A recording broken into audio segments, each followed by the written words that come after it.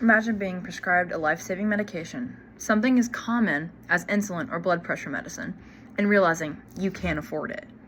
For millions of Americans, this is not a hypothetical situation, it's daily reality.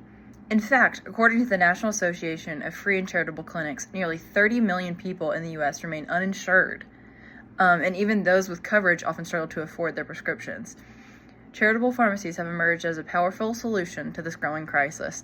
These organizations provide affordable, or often free, medications to underserved individuals, helping bridge the gap between healthcare access and affordability. Charitable pharmacies play a vital role in reducing healthcare disparities by providing affordable medications, improving medication adherence, and supporting underserved communities. Charitable pharmacies are nonprofit organizations that operate with one core goal: to ensure that cost never prevents someone from accessing the treatment they need. Unlike traditional retail pharmacies, charitable pharmacies are driven not by profit, but by community need. According to the National Association of Free and Charitable Clinics, these pharmacies function as part of America's healthcare safety net, serving patients who are uninsured, or living below the poverty line. They work closely with healthcare providers, social workers, and pharmaceutical assistance programs like Medicare and Medicaid to identify patients who qualify for no-cost or low-cost prescriptions. Typically, they use something called a sliding scale. I work in a clinic called JCCHC, and frequently we see people that use a sliding scale like that. So if they don't make a certain amount, they just have to pay one little fee. The main difference between a charitable pharmacy, though, and a traditional one lies in purpose and funding. Traditional pharmacies make revenue from sales and insurance reimbursements. Charitable pharmacies rely on grants, donations, partnerships with pharmaceutical companies, etc. So, like, if Mounjaro has a deal with my pharmacy, they'll donate a certain amount a month. This structure allows them to focus solely on patient well-being rather than profit margins. Ultimately, their mission is grounded in compassion and equity, ensuring that no person's health suffers because of their financial situation, which greatly differs from retail pharmacies, which their goal is to just simply function as a normal pharmacy. The second major point is that the measurable impact of charitable pharmacies have on both individual health and broader community outcomes. Health Affairs 2022 reported that charitable pharmacies significantly reduce barriers to medication access, particularly among low-income and uninsured populations. By removing cost obstacles, they help patients adhere to their medication regimens more consistently. So no missed medications, no late prescriptions. This directly leads to fewer hospital visits, lower emergency care costs because people actually have their medicines, and better chronic disease management because they're staying on top of things. Because they have exactly what they need. For example, patients with diabetes who receive consistent access to insulin through charitable pharmacies are far less likely to experience dangerous fluctuations in blood sugar levels due to the continuation of care because they have access to it.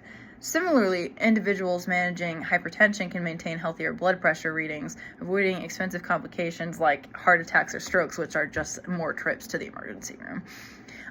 But the American Journal of Health System Pharmacy found that programs providing free or discounted prescriptions have improved medication adherence by as much as 35% in low-income populations, 35%. Better adherence doesn't just improve individual outcomes, but it strengthens the entire healthcare system by reducing the strain on hospitals and clinics. So instead of focusing in some areas, if like charitable pharmacies allow that pressure to be spread out. Moreover, charitable pharmacies often provide additional support and services such as patient education, disease management, counseling, and coordination with primary care providers. So the pharmacist and the pharmacy team will work with your pharmacy or with your care providers. This holistic approach helps patients understand their treatment plans and more stay engaged in their care. So it's like they are really taking control of their care because they have true access to it. The third key point is that the work of charitable pharmacies extends beyond individual patients. It benefits entire communities, both socially and economically. When residents can access their affordable medication, they're healthier, more productive, and better able to support their families and workplaces. So that'll be like less missed work, so that's better for employers, stuff like that. Community health improves, which leads to a stronger local economy, as well as like reduced public health costs, because there's less going towards that with community pharmacies, because it's charitable.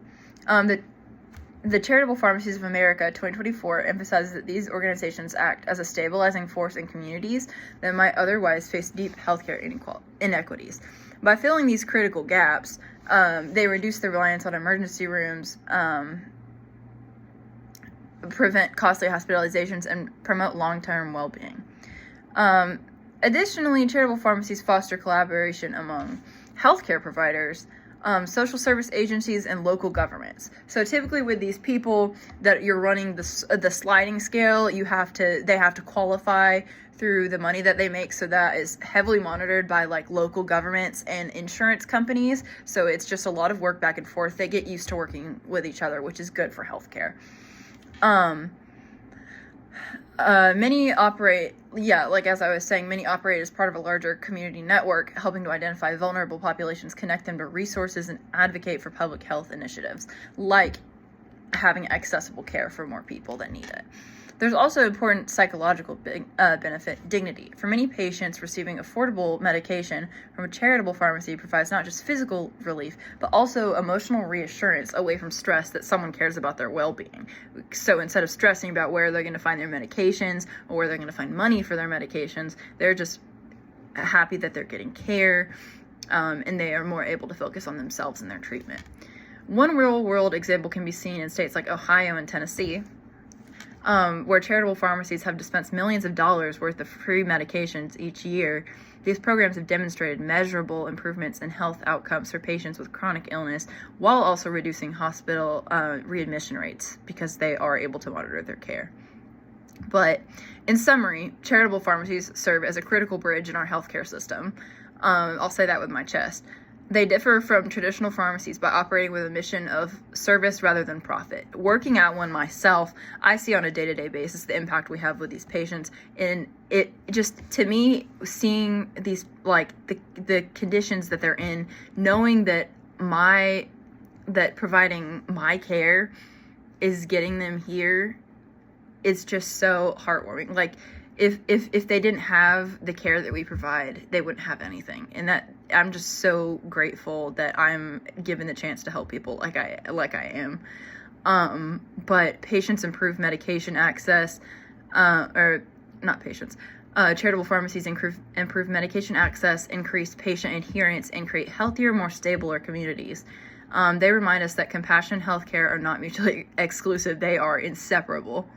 And as we continue to face rising drug prices and healthcare inequalities, the gap keeps growing. The work of charitable pharmacies will only become more essential. They represent the best of what community health can be: accessible, equitable, and humane. Thank you.